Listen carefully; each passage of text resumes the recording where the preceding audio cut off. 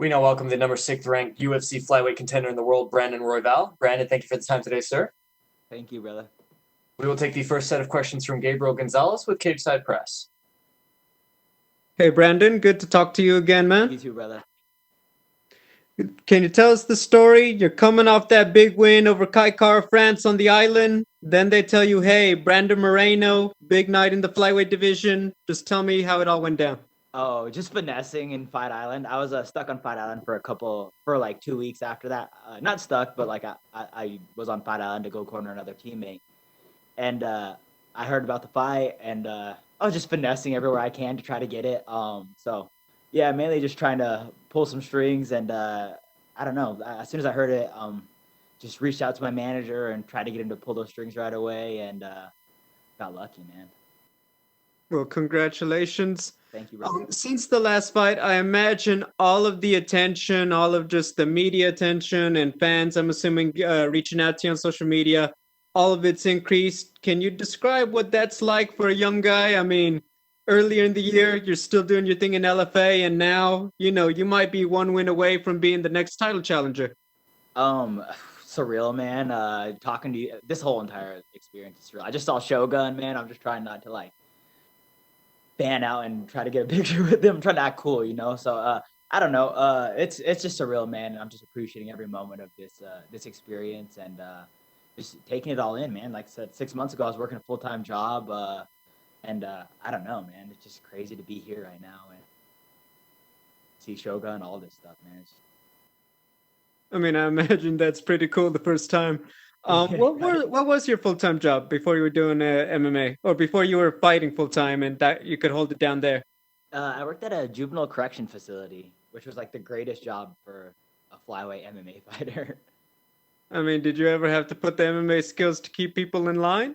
Yeah. It's a job that sometimes you have to like use a little bit of like you have to restrain sometimes because I don't know they fight each other a lot. There's a lot of gang activity in there, and there's a lot of conflict that comes along with it. And having an MMA background and just the skill set to go in there and if I had to restrain somebody, I had that skill set to do it and not hurt anybody and not harm anybody. But also, I had that confidence of just being able to fight and being able to take a punch and all that stuff that I could avoid it really well, and I didn't have to like escalate a such situation because I was afraid of it. It's not fighting was obviously nothing foreign to me, so when conflict arose, I was never really too afraid that that would like escalate a situation. Sometimes if you're afraid in there, you raise your voice and your voice kind of like what I'm saying. So it kind of like escalates situations, and me being able to be calm in that situation always led to like being able to talk a lot of kids down. And I don't know, I feel like I'm a pretty relaxed person as it is, so I had that ability to kind of just avoid conflict in there more than anything as a bit. Understood. My final question. Obviously, this is still a big fight. What are your thoughts on Brandon Moreno as an opponent and what he brings to the table? Brandon Moreno is like, I don't know. Like I was just telling someone just a minute ago that like I have to fight like all the coolest flyweights, man. I have to fight Tim Elliott, Kai Car France, and Brandon Moreno. And like as like a fan of this sport, like I feel like I wouldn't even be rooting for me in these fights. Like I'm fighting all these cool guys, and like I don't know. I just saw Brandon Moreno, and like I don't know. He's just I don't know. I'm fighting all the cool opponents. He's so good. He's good everywhere, and he's just like he brings it. He has that like Mexican heart and that Mexican mentality of like move forward, throw bombs, and take risks. And I just have an amazing opponent in front of me, and amazing person to kind of stay motivated. And I don't know. I like honestly just can't believe all this. Well, good luck, Brandon. Thank you for the time. Yeah, I appreciate that, bro. We will take the next set of questions from Sumik Dada with Sportskeeda. Hey Brandon, I hope you're doing well. I am. Thank you. I hope you are too. I'm good. So, you've been one of the breakout stars of the UFC this year, and it's taken you less than a year to make this meteoric rise in the flyweight division, and now you're a top contender as well. How would you describe this rise of yours? I don't know. Like I said, just general disbelief. Like when people say you're number six in the world, I'm like, yeah, right. Like, I don't know. It's just, I don't know. It just somewhat dumb luck too. Like I just feel like I've been in the right places at the right time too, and it's all kind of worked out. I feel like I don't know. I was probably like number seven like a couple weeks back, and I think someone got bumped down or whatever it is. So a little bit I feels like luck and just right timing, and I don't know, man. Just trying to accept the reality of all of what's going on. So after that last fight, that incredible fight on Fight Island against Kai Kara France, stylistically, what do you think of this fight? You know, Brandon Moreno is obviously the number two ranked flyweight right now. And from your own perspective, what do you think he brings to the table as an opponent? He just brings everything. He's a well-rounded game, man. He's a really well-rounded opponent, and and as far as the matchup goes, man, what a banger of a fight. I don't like to say that because I want to just like it to be like one-sided, and I don't want to think of like going in there and getting fight of the night as like what I want to do, but like I feel like realistically it's one of those fights that is probably gonna end up gonna be fight of the night, and I don't know. I was trying to fight Brandon Moreno or get myself matched up with him in the LFA, and for the LFA it's obviously like a lot less money, and if I was willing to fight him for $4,000, like fighting him for this amount of money is no problem, man, and this opportunity is no problem. So I don't know, man. I just feel like this is a fight that like could possibly take a year off my life. You know what I'm saying? But I don't know. It's definitely a banger of a fight, and like as a fan, I'm excited to go back and watch it. But I don't know. As like someone that's going to be participating, it's kind of like hey, well, be wild for sure. So do you think a win this weekend puts you next in line for a title shot, or do you feel that you'll have to go through that someone who's ranked higher than you before you can, move on to the title? I'm not really sure. I think an impressive win could be the difference between that and not. An impressive performance would be the difference between that and not. But I don't know. I don't know if that's necessarily the route. I've only been in the UFC for 6 months, and I don't necessarily know if I think if Brandon Moreno beats me, that he gets the title shot next for sure. But I think I might need to earn my stripes a little bit more and kind of pave my path and make a little bit more of a name for myself before the title shots in the future. But hopefully that'd be great, right? Okay, last question for me.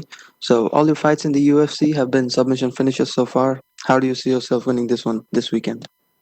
I'm not sure. Brandon Moreno's not like an easy guy to finish, so I obviously want the finish. I'm obviously chasing the finish, but definitely prepared to go 15 minutes in this one because I don't think he's going anywhere really. Not a guy that I can see tapping to anything. And he looks like he has a chin and a half on him. So I don't know, man. I definitely want to finish. I'm chasing the finish 100% of the time, no matter what happens. But I feel like Brandon Moreno is going to be the guy to mess up my finish percentage. Well, thank you for your time and good luck for the fight this weekend. Thank you, brother. I appreciate it. We will take our next set of questions from Damon Martin with MMA Fighting. Hey, Brandon, when we did our first interview, it was before you were in the UFC, and at that point, there was a lot of discussion about is the flyweight division even going to stick around? And you told me back then, you're like, it's kind of, I won't say frustrating, but kind of like scary that, you're working your way in and there may not be a division there. Now here we sit, a little over a year later, and you're the number 6 ranked guy, and we see a flyweight fight headlining a pay-per-view. How crazy is it to see how much the flyweight division has changed, just in this past year and a half since it seemed like maybe it was going away and now, headlining a pay-per-view? Yeah, for any UFC fans that are paying attention, flyweights are putting on the best shows out there. I think every flyweight fight that I can think of as far as like the last few fights we go, flyweights are putting on shows, and I feel like we're fighting like potentially to keep our job a little bit and potentially to keep us shining. But you see that a little bit. I think you see a little bit of urgency from the flyweights, and I don't know if it's just like who they have signed to the UFC compared to who they used to have signed to the UFC. But I don't know. I don't necessarily go out there to fight to go perform or whatever it is, or not to perform, but like to go impress and keep my job. But like, I don't know, I have a little bit of that mentality, and I feel like a lot of these new guys that are coming out here are finishers, man. They're scrappers, and they come here to get that job done, and it's great to see it, and it's great for all these fresh new blood coming in, these guys that are in there making the flyweight division exciting.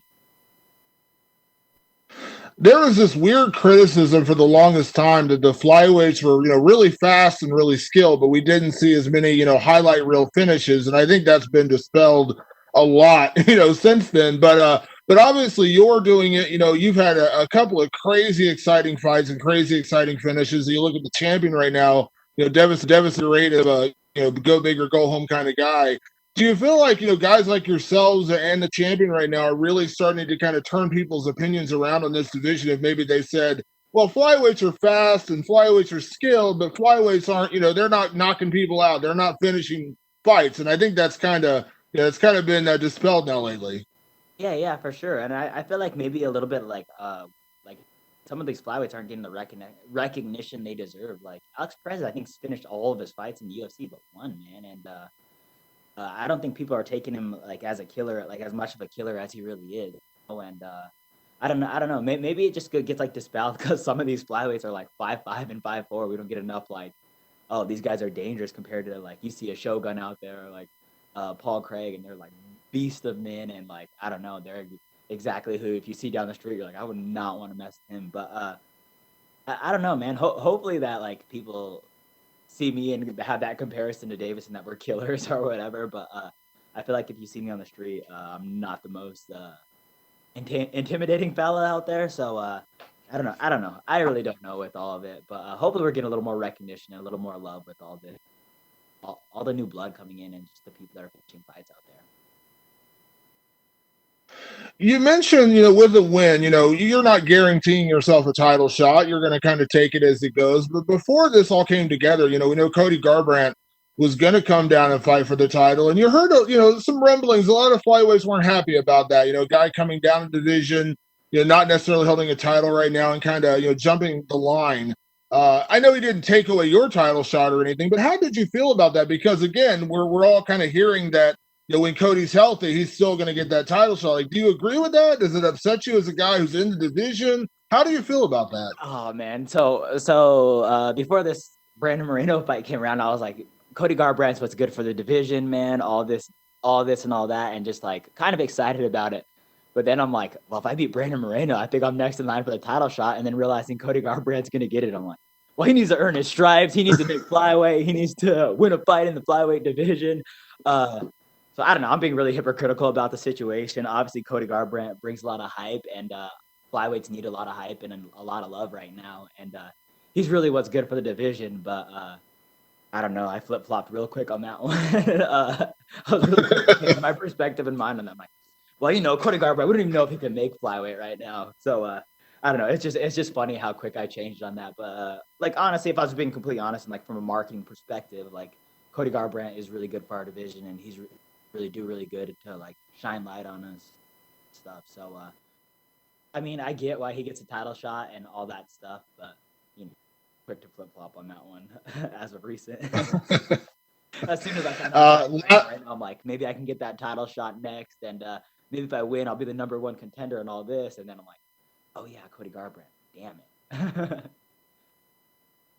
it. And last one for me, when Cody did fall out, it was pretty much between Alex Perez and Brandon Moreno who's going to get the title shot. Brandon ended up not getting the title shot, and I get it. He's been kind of understandably a little upset about that, considering the win streak and the things he's done lately. Obviously, you expect the absolute best Brandon Moreno we've ever seen, but is there any part of you that feels like maybe he's underestimating you a little bit or maybe looking past you a little bit? Because we've heard a lot of, kind of the anger, that he didn't get this title shot, and he might have a very valid argument about that, but is there any part of you that feels like maybe he is looking past you a little bit? I really don't know what he's been saying. I haven't been watching his interviews or like just kind of paying attention to what he's saying, but like in my mind and like in like what I think is like I'm gonna get like a pissed off Brandon Moreno who's super motivated. So I get it. I get like him thinking that he deserves that title shot, or like I don't mean to say thinking like he doesn't deserve it or like he hasn't earned his stripes, but like I get the motivated Brandon Moreno and all that stuff too. So I don't know. I don't necessarily feel like he's overlooking me because I think I'm a dangerous matchup for one of the more dangerous matchups in the division. I think he deserved that. But I also just don't know what's going on in his head at all or anything. So maybe he's overlooking me, maybe not. But at the same time, I know that I'm fighting a pissed off Brandon Moreno who is definitely motivated to get that title shot. And that's motivating in itself. Oh, shit, this guy's going to want to kill me for sure, Thanks very much. Thank you, brother. Thank you so much, Brandon. That is all the time we have for you, sir. All right, I appreciate you guys.